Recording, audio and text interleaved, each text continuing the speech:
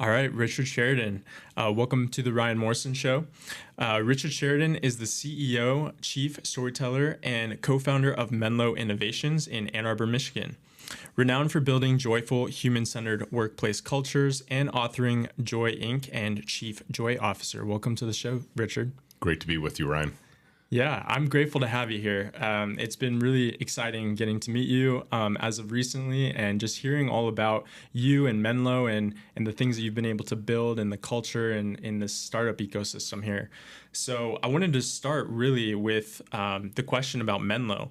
You talk about Menlo being built to end human suffering. Is that right? Yes. Okay. So and talking about the ways to do that as building joy through the workplace. So what I want to ask about is, what is the Menlo Way and how has it shaped not only organizations locally, but also organizations worldwide?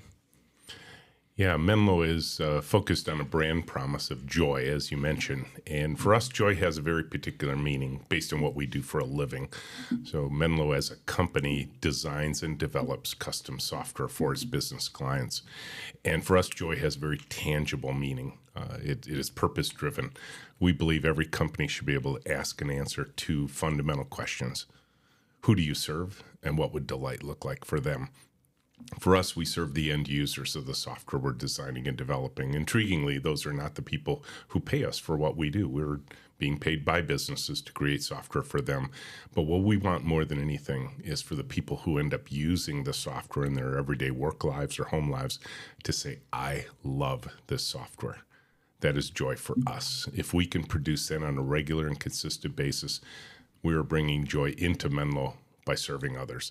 And that is our primary focus. And that is what a lot of companies are looking for these days is, how do we create an intentionally joyful culture?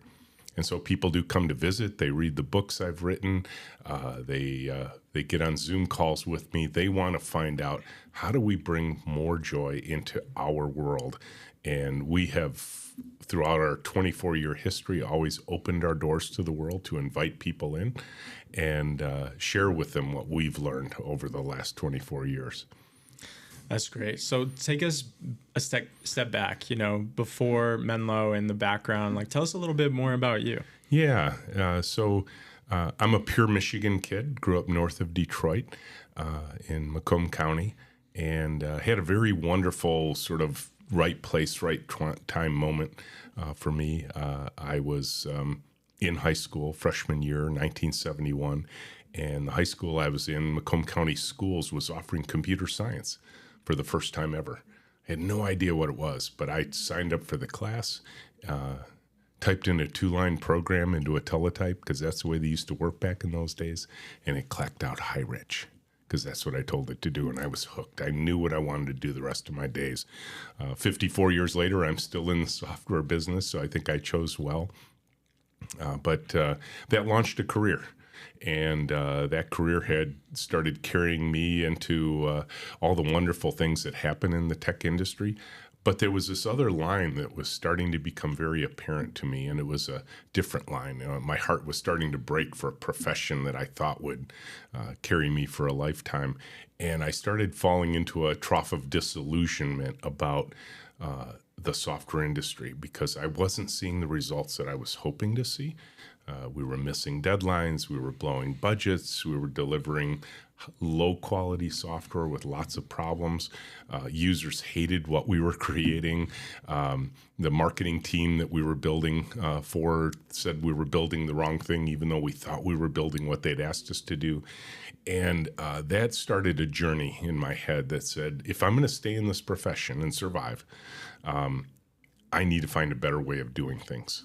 And ultimately, that journey led to the Menlo Way, which is a very different way to design and build software, to organize software teams. I was drawn towards authors and books that were not about technology, but how do we organize the humans more effectively? And how do we get the most out of those people, not by putting their noses to the grindstone, as the old saying goes, but rather creating an environment in which creativity, innovation, imagination, and invention can thrive. And that's really what led to the creation of Menlo Innovations. That's incredible. So, talk us a little bit more about those key insights, those key learnings that you were able to draw from to develop that philosophy of the Menlo Way, and where that joy, like, why did you center around joy and not something else like balance or something like that? Yeah, it's interesting. A lot of people have asked me over the years, where did the joy come from for you? And I used to think it was the technological achievements, and I think that's still a big part of it for me. Software is kind of magical. If we magicians who know how to write software create something interesting, people are amazed at what we can do. And so I started tracking towards that. But when I really got honest with myself, I thought back a much further depth into my personal story of what does joy mean to me. And I had to go back to when I was 10, before I touched a computer. And my parents had bought a bookshelf like you would from IKEA today. And it was out in the garage in a box. They went out to dinner and a movie. I was on my own at home. I was on my own at home, and I decided I was going to build that shelving unit for them. So I went out in the garage and put together 50 pieces of wood, all the 200 nuts, bolts, and screws. And I was so proud of myself. This thing was about 8 feet wide, about 6 feet tall. And I was so excited that I'd done this for them. Then I realized, wait a minute. I built it in the garage and they want it in the living room. So I literally inched that thing out of the garage into the living room, right where my mom wanted it, set up her knickknacks, my dad's books. I wired up the stereo, and I had my mom's favorite album playing when they walked in the door, and she cried.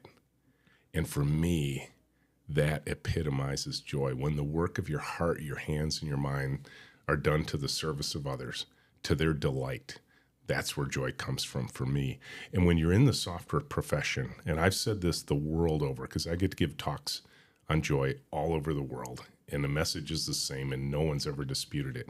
If you're in the tech field like I am, there is only one thing that we software people want, and that is to delight the people who use what we've created. We want to see our work get out into the world to actually be delivered.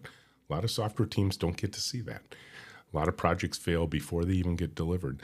But once delivered, we want to feel like we had a chance to work with pride. We want to feel like we did a good job, because there is an element of elegance that is possible with software. And then we want people to love what we did. And if we get that, I will tell you, most programmers, if they could get that on a regular, consistent basis, might even consider working for free just to get that kind of joy, that kind of receipt of joy from the people they intend to serve. That's what we want, to create something meaningful and have it delight them. And I wasn't getting that for so much of my middle career. Wasn't getting that at all. In fact, I was getting just the opposite. People hated what my team created. The people who created it hated what we delivered. They were feeling like they didn't get a chance to work with pride. And I climbed a career ladder up to vice president of R&D for a company on the west side of Ann Arbor called Interface Systems. And over the 2 years between 1999 and 2001, I, working with a consultant then became my co-founder, James Goebel, got to design a new way of working, and it transformed that company in a way that literally got me back to joy.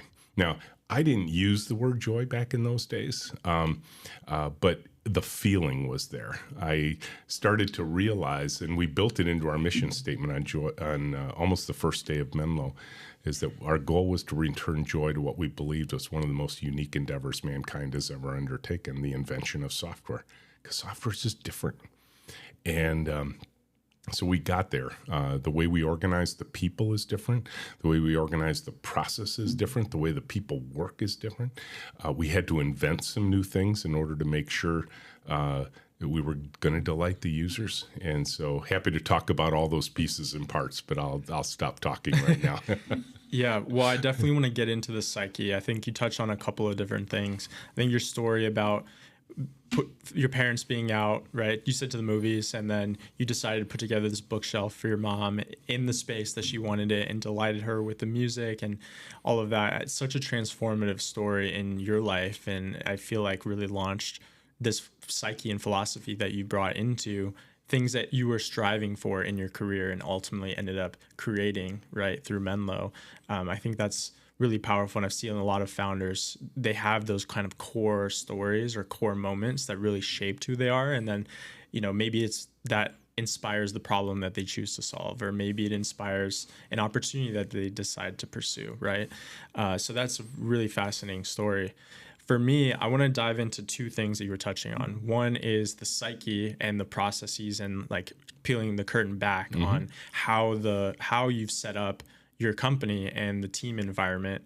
And then I also want to touch on next the elegance factor and perhaps different projects that you have worked on over the years that really became those delights to the users and to the customers. And maybe we could even expand it beyond that to other examples that you see that maybe a broader audience would recognize in the world. So let's dive into the team and the psyche first, though.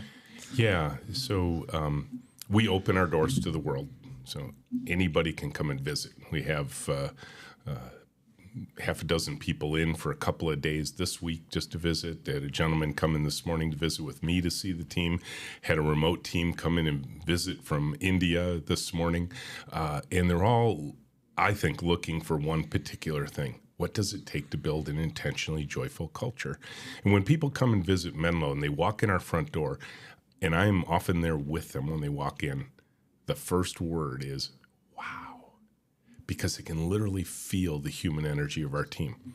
I think as leaders, one of our jobs is to keep human energy high.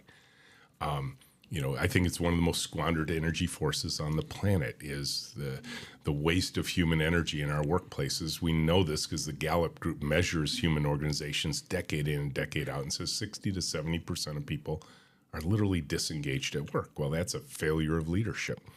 So when they walk in, they can literally feel the palpable human energy of Menlo, because there's this construct in Menlo that surprises everyone. All of our programmers, and quite frankly, almost all of our team members, are working in pairs. 2 people, 1 computer, all day long. The pairs are assigned, and we switch them at least every 5 working days. Well, what that creates as a work product is conversation. Because if you and I are sharing a keyboard and a mouse and we're collaborating together all day long to solve a particular business problem for our clients in software, we have to talk about it. I have to probe in and hear what's on your mind. You want to hear what's on my mind. Ultimately, one set of hands is on the keyboard and mouse to type in the code, but the code was a result of our human collaboration, of our conversation, of our thought process that we're sharing with each other. So you can imagine if you have a whole room of people, we have a team of about 50, and they're all in conversation all day long, solving problems together.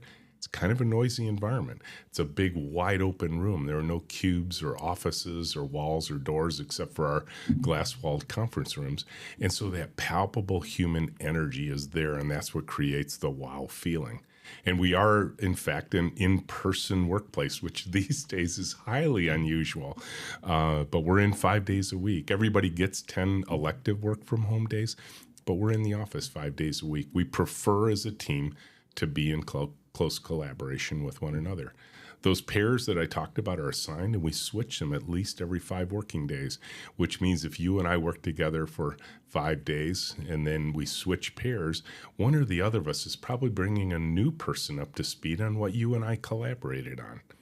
So now there's more conversation, trying to bring someone else up to speed. So that simple construct alone does so much to build relationships between our team members. It builds opportunities for learning and sharing because you know something I don't, and vice versa. And so everybody at Menlo is growing sort of an inch every day just from those simple interactions, because you're bringing something to the table and so am I, and we're sharing it with each other. One of our core values is helping others succeed. And that's a key point in our pairing construct is my job is to help you succeed at learning and solving a problem that we're trying to solve together. The other aspect of Menlo goes to the heart of the joy we're trying to produce in the world is a uniquely designed practice we call high-tech anthropology. And that is a trademark of Menlo. A lot of people want to know, why would you need anthropologists on a software team? And if you accept the simple premise that most software is ultimately going to be used by humans, wouldn't it be neat if we understood the humans we're going to serve the way an anthropologist would? by studying them in their native environment, learning their workflow, their habits, their goals as human beings, and take that learning, their vocabulary even, and build it into the user experience of the software we're designing and building. So our high-tech anthropologists are really our paid empaths to go out into the world and empathize with the people we're going to serve, and ultimately not think of them the way our industry typically does, as stupid users that we're going to write dummies books for someday, but rather honor what they know and recognize they have unique skills and talents, they have unique wisdom and knowledge, and we want to take that and build it into the software user experience. So the anthropologists on one side are creating a great user experience. Programmers are on the other side creating elegant software that brings those user experiences to life. That is very cool. So you're touching on two different parts here of this sort of Menlo Way, or actually multiple, the open office spaces, in-person environments. You're talking about high-tech anthropologists, working my way backwards here, and then also the pairing concept. Yes. So on the, I would imagine on the pairing concept, let's dive in there because you do talk about it in your book a little bit, Joy Inc. You talk about creating the open workspaces, pair programming, welcoming infants and pets into the office. Yes. Is that also true? Yes. Okay. So I would imagine that there's a sort of a surprising benefit to the peer programming, the pair programming that you're offering, because as a CEO, we both realize that there's only so much knowledge that a CEO can realistically have about what's going on in the company, no matter how big or small it is, right? Yes. Like you can't know everything that's going on. You have to invest in and hire amazing people and trust that they're going to be empowered to do the work, but also in your case, right, be joyful in the work that they're doing. I would imagine that that surprising benefit would be that you're actually building a somewhat what do I want to say? A somewhat like legacy kind of foundation for the company, because you're not losing that institutional knowledge is basically what I'm trying to say, right? They're not losing that silo if someone leaves, right? Yep. So has that been a surprising benefit that you've seen? Is it's a little bit more resistant when people are out or someone leaves for one reason or another, or what's been most surprising for you? No, I will say that if I look back to my old days, what I call my trough of disillusionment days, the teams that I was either a part of where I was writing the code, or the teams I was leading when I was managing the people who were writing code, they were always organized around these silos, what we call towers of knowledge. There's one person on the team that knows the secret sauce algorithms and nobody else knows what they know. And unfortunately for that person, while that might feel like job security for a while, it begins to feel like a prison they can't escape from. And so you end up not being able to take vacations whenever you want. And if you do take a vacation, you are taking your laptop with you and your cell phone to make sure you are always available, always on call, even when you're on the beach with your kids. And I didn't want that for them, but I had no other choice. If they were part of a critical system that we were delivering to clients, they had to be available basically 24/7. And the way they did that was to make sure they always had their code nearby, just in case we needed some help in that piece that only they understood. We don't have that at Menlo. Because we pair and switch the pairs every 5 days, that knowledge is shared amongst everyone on the team. So when someone takes a vacation with their children, we literally, through peer pressure alone, no electronics, we cut them off from their email. We tell them, nope, you don't check email while you're on vacation. And one time we did catch one of our team members doing that. And we chastised them when we came back and used them as an example for a few months after that. And she said, I will never do that again. And it was just us being playful, but also communicating, very importantly, a purpose that we feel when you go on that vacation, it is literally there for you to rejuvenate, to spend time with your family. Now, drove her husband crazy that she would be on the beach playing with the kids, and he was on his laptop because he didn't work for Menlo. And he's like, don't you have work to do? And she's like, nope, I work at Menlo. When I go on vacation, I can actually enjoy my vacation. And that's very important to us because that is an element of, there is a benefit to paid time off. not just for the employee, but for the employer as well. That chance to refresh and rejuvenate, not feel like you're trapped in a tower of knowledge. So it's absolutely true because of the way we work that we have eliminated that dependence on the towers of knowledge and the silos. Yeah, and it's so great because most companies aren't set up that way, and it really makes a huge difference in the quality of work that you're able to produce when you can unplug, or when the knowledge is shared more broadly and you feel like a team member has your back, right? Like they can pick it up and run the baton. I think it's just such a big difference, and hopefully there's some employers or companies out there, even startups listening, that can start to build this into their culture even on day one. Which brings me to another question I had, unless you wanted to jump in, but where I was going to take that was for startups, even, mid-sized, larger companies that might hear this episode in the future. Like, what advice would you give them about cultivating that culture of joy within the workplace? Like, some companies, it's really hard for them to pivot once they are a certain way. So maybe you could speak to both the startup and then maybe the company that's really needs to get back to that center of joy. I know there is a very popular tool in the startup world created by Steve Blank called the business model canvas that a lot of people use. It's kind of a single sheet of paper about what value are we delivering to our customers, how will we monetize it, and that sort of thing. But it's amazing to me how few books on the startup ecosystem ever encourage the founders from day one to start thinking about the culture of the company they're creating. And typically what you'll hear from founders is, you know what, I know culture is important, but right now we're just too busy to get to that. We have to get our MVP out. We have to get to a certain place. We have to get our first customer. And I get all that. I've been through that. But every company has a culture. It can be intentional, like ours is, but most companies have what I call the default culture. How do we behave? What attitudes do we walk into the door with? What behaviors do we tolerate?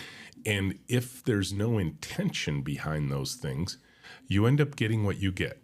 And the default cultures can work. Sometimes they work really well. But when they stop working, nobody knows why it stopped.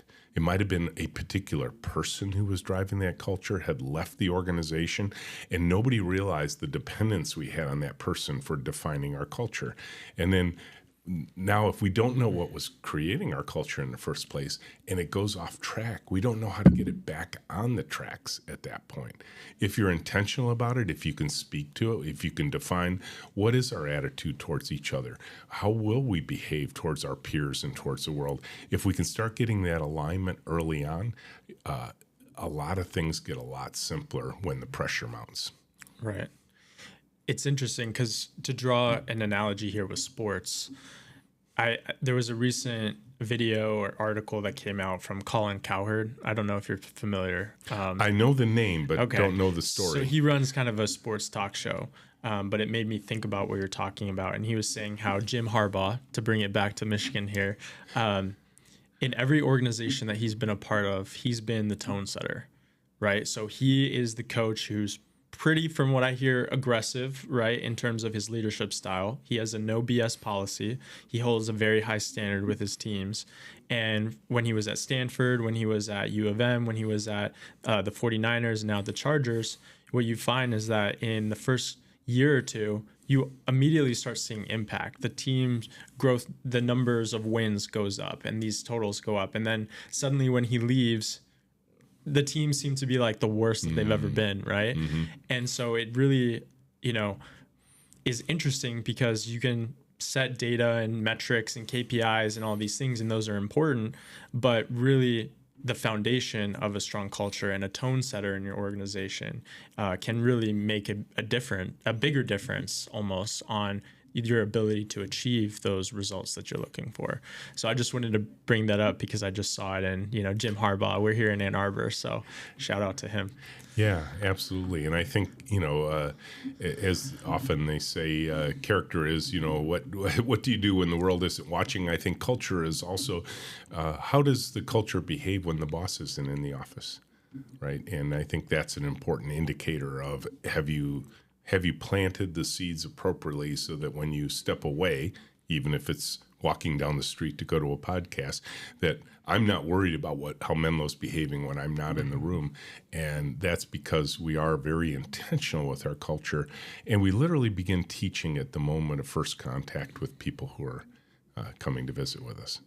So what are those first experiments that you can run either with a client or with an organization that you're sort of teaching the Menlo Way? Yeah, and I would say that, again, we have a very specific way of working, and I would never try and tell the world that we have found the one true way of working and everyone should just copy us. You can come learn from us, and I would encourage anybody to do that. Any startup founders here in the Southeast Michigan region can simply, come in for a public tour. We do 1 or 2 public tours a month. If they're far away, we do virtual public tours. They're free, so they can come in and look at our culture. And obviously, I've written a couple of books, so they can read those.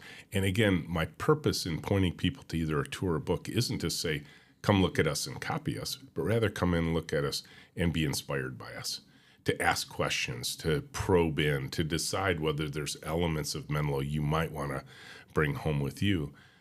But the other broad message I offer people is, if you intend to create a culture, if you start to outline what that is, those cultural intentions must be present in every step of the traditional HR processes as well. So, for example, how do you recruit? How do you interview? How do you onboard? How do you promote and give feedback? All of those things should be aligned with your cultural intention. And if they're not, you're going to have sort of the world's outside perception of you and then the inside reality of the people who work there. And if those two aren't in alignment, you only have consternation and stress and quite frankly, people saying, yeah, it's not like that, inside the company. So Yeah, I think that also speaks to something I'm passionate about, having studied psychology and applied psychology into the different things I do in business and in my career, which is the sort of the frequency of enlightenment, or what I like to say is like authenticity, as sort of being the highest sort of energy that you can experience when you're feeling in your purpose, you're feeling like you are yourself, and not having to compromise who you are, your values, whether it be in the work environment or in your personal life. When you are in that authenticity, it just makes you joyful, really. You experience that. And joy, I will say life gets a whole lot simpler at that point too. Right. Because you're not lying to yourself and you're not lying to others. Exactly. Yeah. That's awesome. So let's come back to the other question around elegance and actually shipping software. So do you have a couple of examples? Maybe you want to share a couple from Menlo. Maybe you have an idea of some more broader softwares that really you believe kind of are elegant and delight the users that use them. Yeah, let's not to call out any in question out there in the world, but there was a time in our industry where there was this idea that, well, just ship it, get it out there, we'll fix it later, right? And probably the most obvious example for those of us who grew up with the Microsoft world of Windows and the early versions of it, we often experienced what was called the blue screen of death. And it would come at random times. We'd be in the middle of a Word document, and all of a sudden our screen was completely blue with a core dump, and we probably lost all of our work. And it was very frustrating. But the real frustration for me isn't that Microsoft was doing that to us, but it was that it was creating a spirit in the tech world that says, that's okay. It's okay for software to crash because look how successful Microsoft is. If they can get away with it, why shouldn't we? And I always tell people, well, you're not Microsoft. They can get away with a lot that the rest of us can't. But that is, elegance probably boils down to a simple concept that quality guru W. Edwards Deming offered once upon a time that said, all anyone asks for is a chance to work with pride. And I wasn't given that early on in my career. I wasn't giving that to the people I led. And now we've created a system of work that allows people to work with pride. So what are some of those elements? Number one, by pairing two people together, you're probably going to get a better result every time, because your thinking is incomplete, my thinking is incomplete, but we can sort of heal that incompleteness by working together and coming up with a better answer than either one of us would by ourselves. Because we pair and we swap the pairs, it means we don't have to work overtime in order to get the work done. We can actually expand the team. And the idea of expanding the team means that we can have people who are fresh and not tired. So our fundamental belief is tired people make bad software. We don't want to make bad software. So we don't have a culture of overtime. Most of the industry does.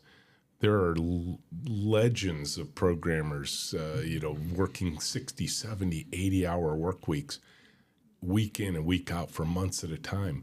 Well, I will tell you, tired people are putting more bugs in than they're taking out. And so then you're living with a decade after the release of the software of just fixing all the stuff you put in when you were tired. And that's demoralizing. And so the fact that we're not creating that culture of overtime means we have a chance to do the best possible work we can. And then the disciplines we have that are reinforced by the team. For example, this is a fairly simple construct. It's amazing to me how few companies use it and how it's not even being systematically taught at the university computer science level, is to use what's called test-driven design, which is you write the test before you write the code. Then you write the code, you get the test to pass, then you automate those tests and you rerun them. Every time you're making any changes anywhere in the code, you run all the tests you've created.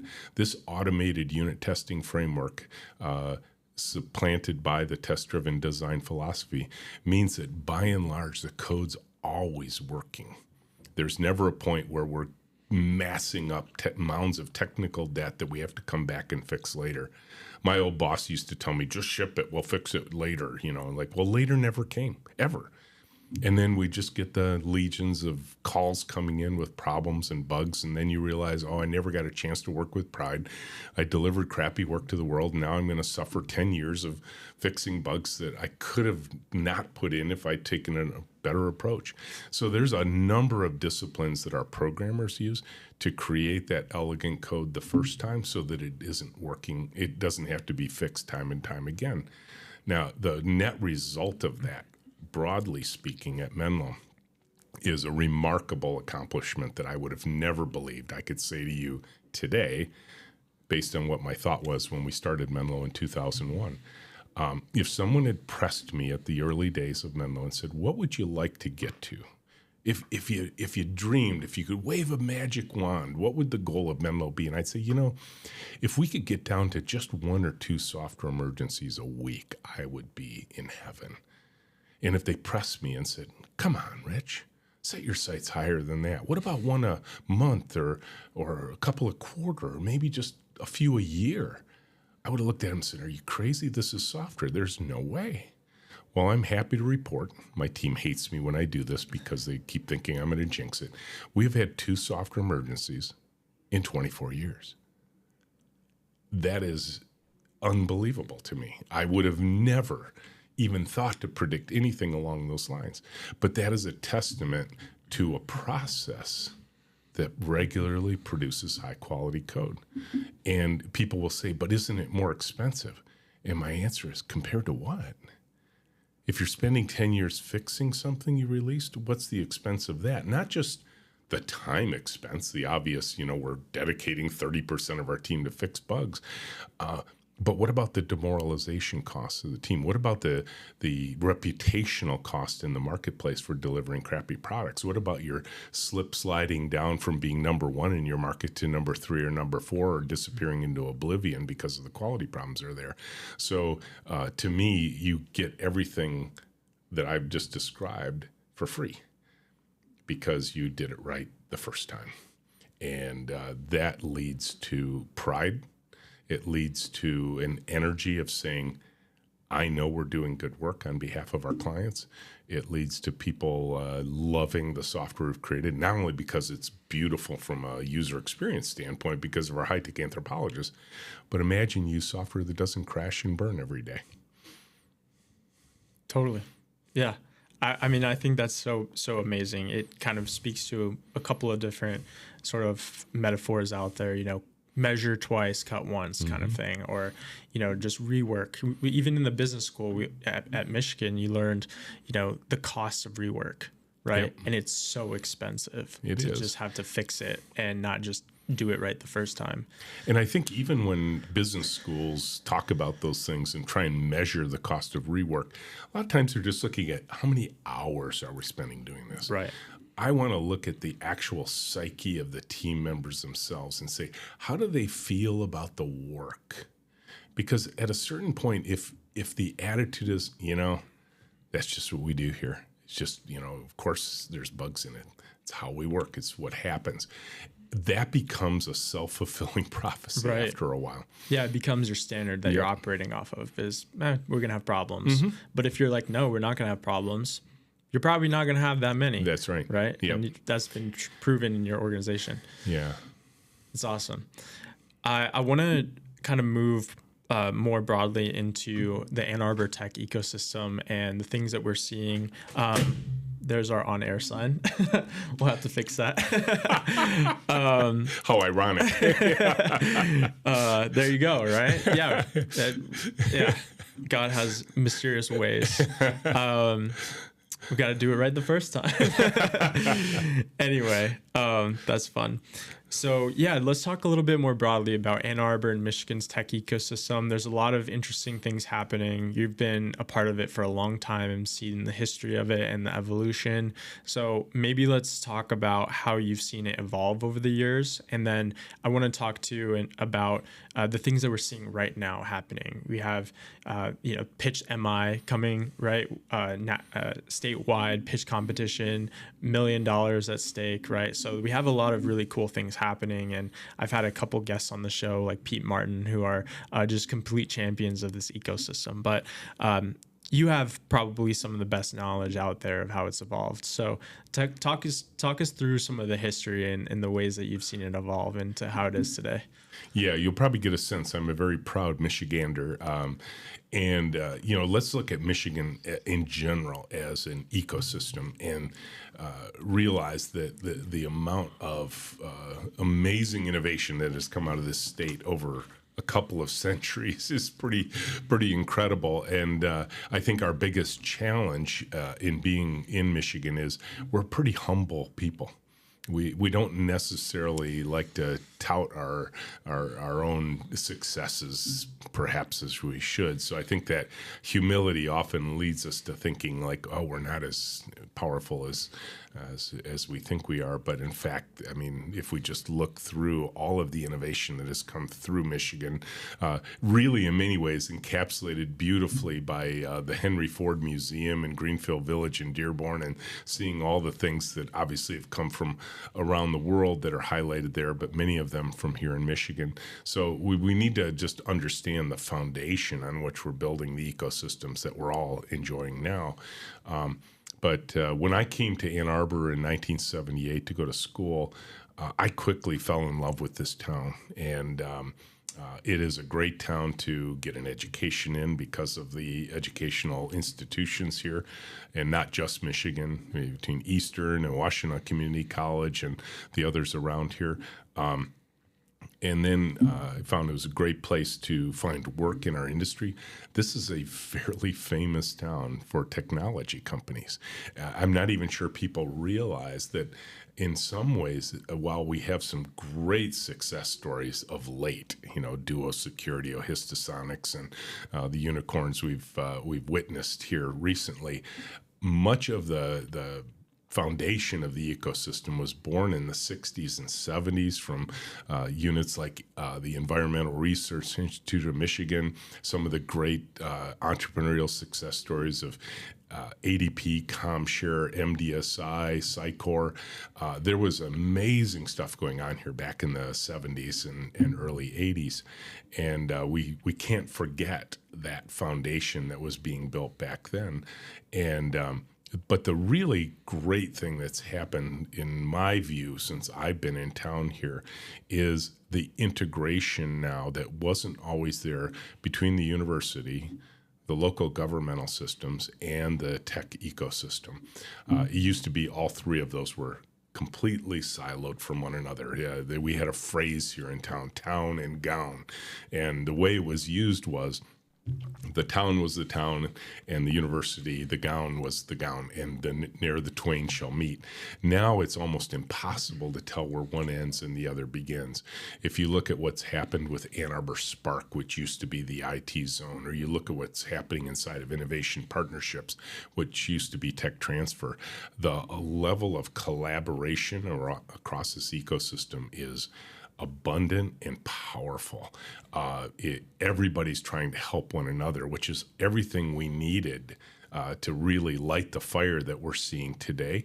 And because the growth of this ecosystem is now keeping many of the founders here in town that have had good exits, we now have the experience necessary to foster the next level of growth. And we have a lot of founders in town here, like Doug Song, who are willing to give back, who are willing to share what they've learned with one another, with the rest of the ecosystem, so that you can start to build on the shoulders of the giants that have made this town. And it makes it's been a fun journey to watch this evolution from the 70s to today, and just see how concerted and intentional an effort this town put forth to bring all these pieces together. And I think in many ways we are a model that the world looks to now and say, how did you do this?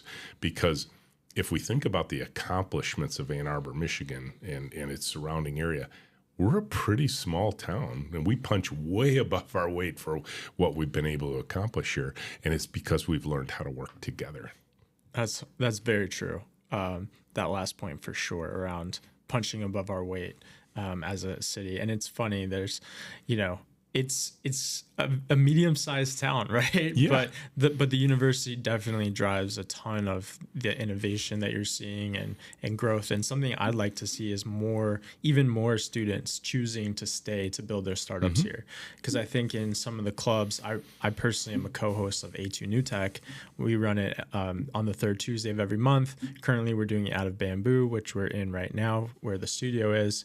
And the whole goal of that, at least maybe not the founding goal, but the current goal of that meetup, is to basically introduce these student founders to the rest of the ecosystem. That's the way that I'm thinking about it, so that they feel and know that there is stuff happening, because you wouldn't necessarily know all of those things unless you really made an effort as a student to branch off of the campus, right? Yes. And so I think we as an ecosystem who are not a part of the university anymore, or even in the first place, ought to extend that hand into the organizations, the student groups. For example, V1 on campus, like, they have awesome builders there. I think they just generated 2 Y Combinator companies, which is great, right?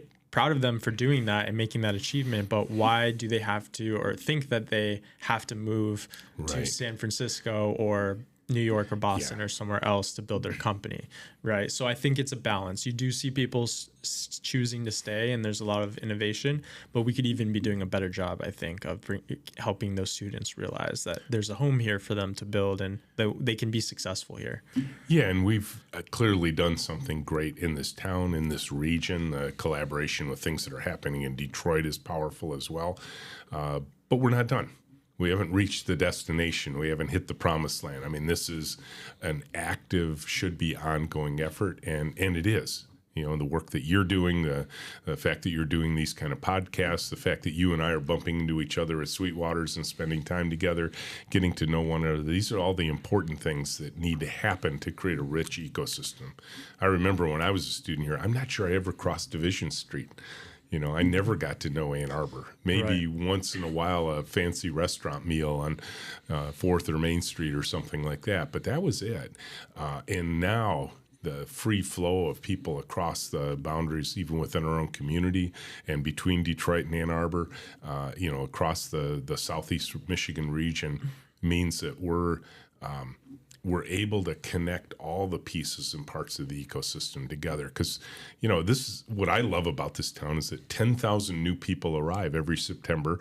10,000 other people might go, but we have got this constant refresh of people, and that can lead to talent. And yes, some of it sticks, like I did. I fell in love with this town and decided I wanted to raise my family here and ultimately wanted to start a business here. And it's a great place to do that. I agree with that. Yeah. And it's so peaceful too, I think, as a city.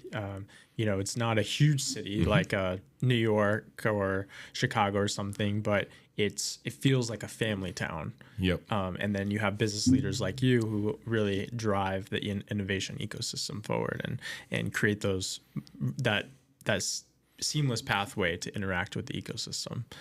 And I really appreciate that about you, Rich, which is the fact that you open your time up to meet with folks at Sweetwater.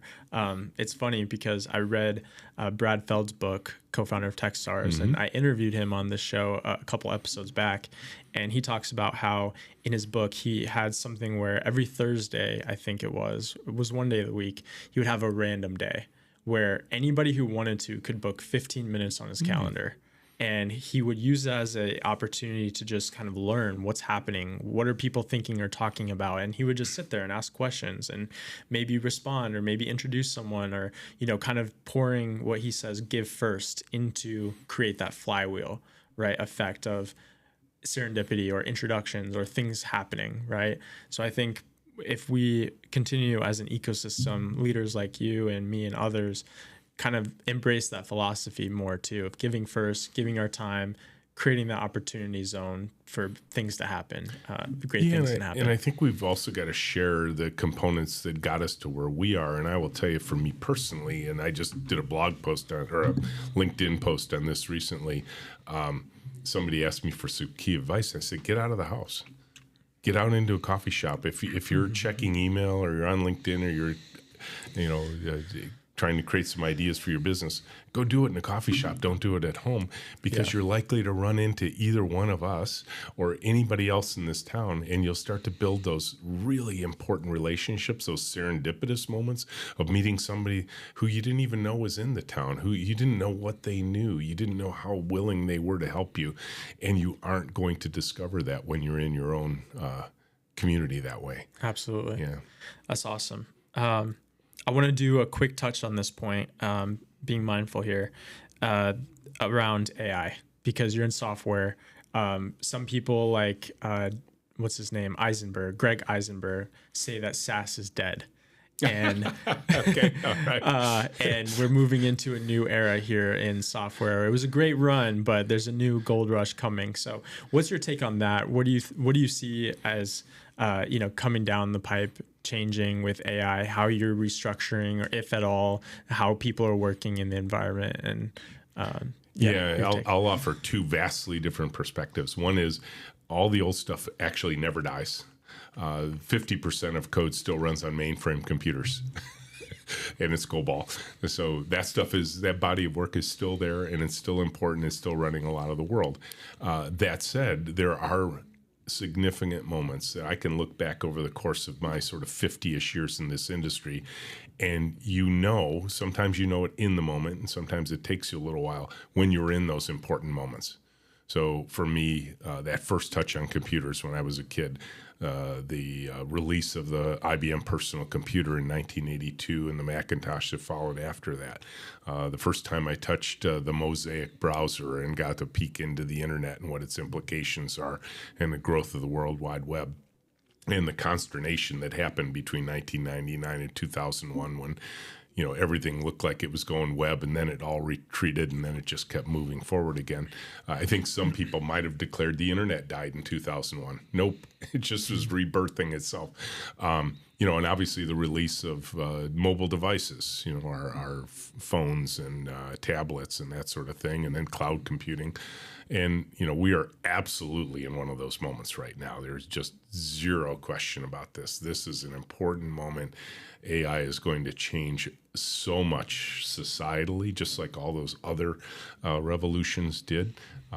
We've got to pay attention to it. And quite frankly, I'm paying a lot of attention to the experts in this world, and what seemingly is common among almost all of them is we have no idea where this is actually going and how fast it's going to get there, but it is going, and it is going to get there fast, and we all better be paying attention to it. Do you have any predictions for what the world looks like, even in just, let's say, 5 years? I think that we are in the still today, and we will be for a while, still in that process of assimilating this into our daily lives. I find it interesting, even when I talk to people who people consider experts, they will say one thing publicly, and then when you talk to them privately, you find out they have their own doubts about how fast it's going, how good it is, whether it's as complete as people think it is.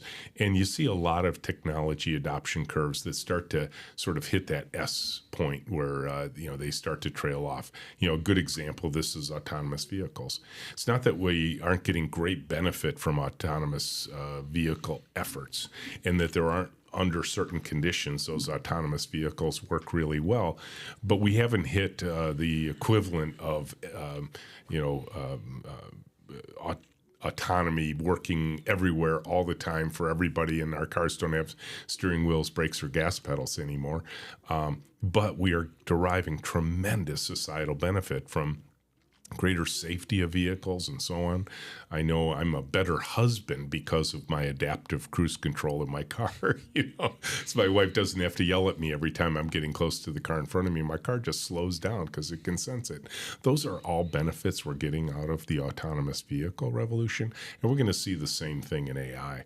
And so all of us should be using it some level every day. In some ways, I find that I don't. Actually, I'm not inclined to do Google searches like I used to. I'm more inclined to do product searches on ChatGPT, and I find the richness of the responses is far more informative than a traditional Google search. Google search now feels like legacy to me. Just like we used to refer to mainframes as legacy. Now it feels so clunky, and stuff I used to think was amazing. Now it's like, really? That's the best you can do? And so I think that, I think it's ultimately going to make us more human, not less. Yeah. I think the frontier we're on is the one where we're deciding what makes us the most human, the creativity, the imagination, the invention, the innovation. That's still the realm of humanity. But these tools are going to get us there faster. And so I think we are in a moment here, and we've got a lot of things to figure out.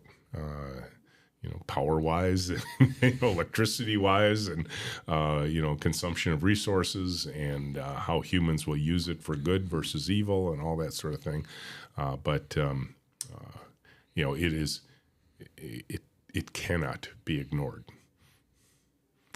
All right. Well, with that, this has been a very joyful experience, a great episode. Is there anything else that you want to share with the audience in terms of either ways to get in touch or find out more or anything like that you'd like to share? Yeah, I mean, I am very active on LinkedIn, so if people want to just connect with me, tell me you watched or you listened to this show and appreciated what you heard, and I'm more likely if you send a little blurb along with your invite to invite you into my network. And if you see me around town, stop by and say hi. Awesome. All right. Well, thank you so much. That is Richard Sheridan, and we will see you on the next episode. Thanks, Ryan.